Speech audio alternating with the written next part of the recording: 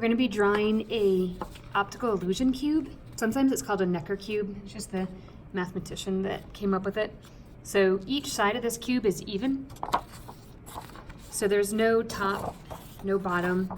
Sometimes it looks like it's coming towards you, and sometimes it looks like it's receding away from you. Sometimes it can just go back and forth between those.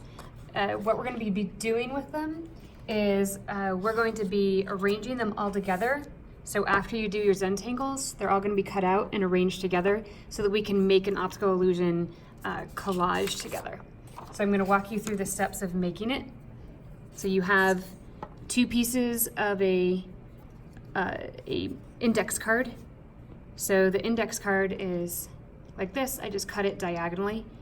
And what we need to do is turn this piece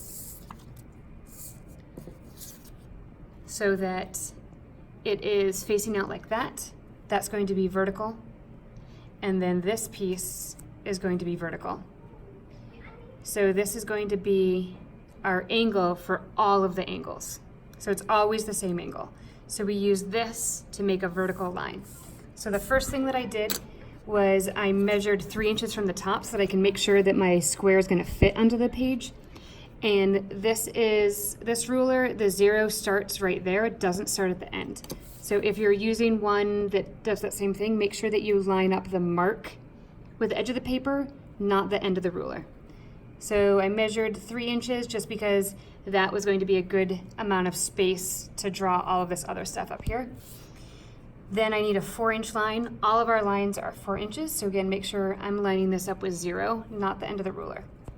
So I need a 4-inch vertical line that starts there. And then with these guys, I'm going to make this angle. So you want to position this one vertically and then that one matching up. And I drew these little icons on it so that I could remember which two pieces went together. So this is the angle going this direction. And then this is the angle going this direction. And then you want to use your ruler to make sure that it is 4 inches long. So you would mark where 4 inches long is and then draw it out like this. So each line is 4 inches and all the angles are the same. So same thing, I'm going to just move these straight down. So this is still vertical, this is still in the same place. So this is my angle for the bottom.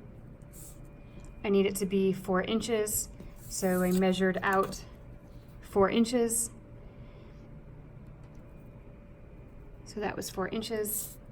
And then that becomes a vertical line between those 2 points. So then again, I need to make the same angles. So I'm lining this up vertically, lining this up. So I make this angle. I don't need an angle here because there's nothing coming across. So then I need to make sure that this is 4 inches. And then I need this angle.